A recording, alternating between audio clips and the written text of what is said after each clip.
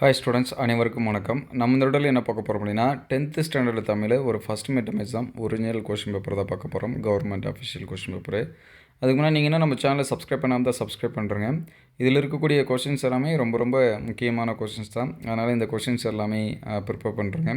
Already நம்ம ஒரு சில சப்ஜெக்ட்டுக்கு முக்கியமான கொஷின்ஸ் இது எல்லாமே அப்லோட் பண்ணிட்டோம். அந்த வீடியோஸ் எல்லாமே ப்ளேலிஸ்ட்டில் இருக்குது. ப்ளேலிஸ்ட்டோட லிங்க் நான் டிஸ்கிரிப்ஷனில் தரேன். நீங்கள் வந்து செக் பண்ணி பார்த்துக்குங்க. இதில் இருக்கக்கூடிய கொஸ்டின்ஸ் எல்லாமே இம்பார்ட்டன்ட் கொடுத்து ப்ரிப்பேர் பண்ணுறேங்க.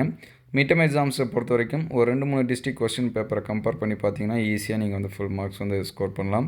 இது வந்து கவர்மெண்ட் அஃபிஷியலாக நடந்த ஒரு கொஸ்டின், சரிங்களா? அதனால் இதில் இருக்கக்கூடிய கொஸ்டின்ஸ் எல்லாமே ரொம்ப முக்கியமானது தான். நீங்கள் உங்கள் டிஸ்ட்ரிக்ட் ப்ளஸ் வந்து ஒரு 2-3 டிஸ்ட்ரிக்ட் கொஸ்டின் பேப்பர் இது எல்லாமே பாருங்கள். ப்ளஸ் வந்து உங்கள் ஸ்கூலில் வைக்கக்கூடிய 2 mark 3 mark slip test questions இது எல்லாமே பாருங்கள். இதில் 2 மார்க்ஸ் 3 மார்க் கொஷின்ஸ் பாருங்கள். அன்னை மொழியே என தொடங்கும் பாடல், சோலை பூங்கா, காற்றும் மின்விசிறி காற்றும் பேசிக்கொள்வது போல் ஒரு உரையாடல், கூத்தனை கூத்தன் ஆற்றுப்படுத்தலை குற்றாற்றுப்படை எவ்வாறு காட்டுகிறது. இந்த மாதிரியான கொஷின்ஸ் எல்லாமே படிச்சிருங்க. அதுக்கடுத்து பார்த்தீங்கன்னா 3 மார்க் கொஷின்ஸு, மாளாத காதல் நோயாளன் போல் எனும் தொடரில் ஊமையை சுட்டும் செய்தி. அதுக்கடுத்து புளியங்கன்று ஆழமாக நடப்பட்டுள்ளது.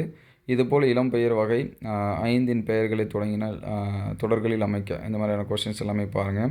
அதுக்கடுத்து மாநில அளவில் நடைபெற்ற மரம் இயற்கையின் மரம் எனும் தலைப்பிலான கட்டுரை போட்டியில் வெற்றி பெற்று முதல் பெற்ற தோழனை வாழ்த்தை மடல் எழுதுக. இந்த கொஷின்ஸை பாருங்கள். அதுக்கடுத்து காட்சியை கண்டு கவினுரை எழுதுக. இந்த மாதிரியான கொஷின்ஸ் எல்லாமே ரொம்ப ஈஸி தான். அதனால் அது எல்லாமே பார்த்துருங்க. அதுக்கடுத்து 7 மார்க் கொஷின்ஸ் வந்து என்ன கேட்டிருக்கான்னு பாருங்கள். தமிழின் சொல்வளம் பற்றியும் புதிய சொல்லாக்கத்திற்கான தேவை குறித்தும் தமிழ் மன்றத்தில் பேசுவதற்கான உரை குறிப்புகளை எழுதுக. அன்னமையா எனும் பெயருக்கும் அவரின் செயலுக்கும் உள்ள பொருத்தப்பாட்டினை கோபால்புரத்து மக்கள் கதைப்பகுதி கொண்டு விவரிக்க. இந்த கொஷின்ஸ் எல்லாமே பாருங்கள். அதே போல் மொழிபெயர்த்து எழுதுக. அந்த கொஷின்ஸும் பாருங்கள்.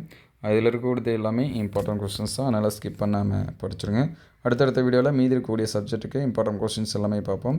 அதுக்கு முன்னாடி நீங்கள் இன்னும் நம்ம சேனலை சப்ஸ்கிரைப் பண்ணாமல் சப்ஸ்கிரைப் பண்ணுறேங்க. முடிஞ்சால் ஒரு லைக் பண்ணுங்கள். இந்த வீடியோ உங்களுக்கு பயனுள்ளதாக இருந்துச்சு அப்படின்னா உங்கள் நண்பருக்கு ஷேர் பண்ணுங்கள். இந்த மாதிரி வீடியோ தொடர்ந்து வரணும் அப்படின்னா நம்ம சேனல் லைக் அண்ட் சப்ஸ்கிரைப் பண்ணுங்கள். தேங்க்யூ ஃபார் வாட்சிங்.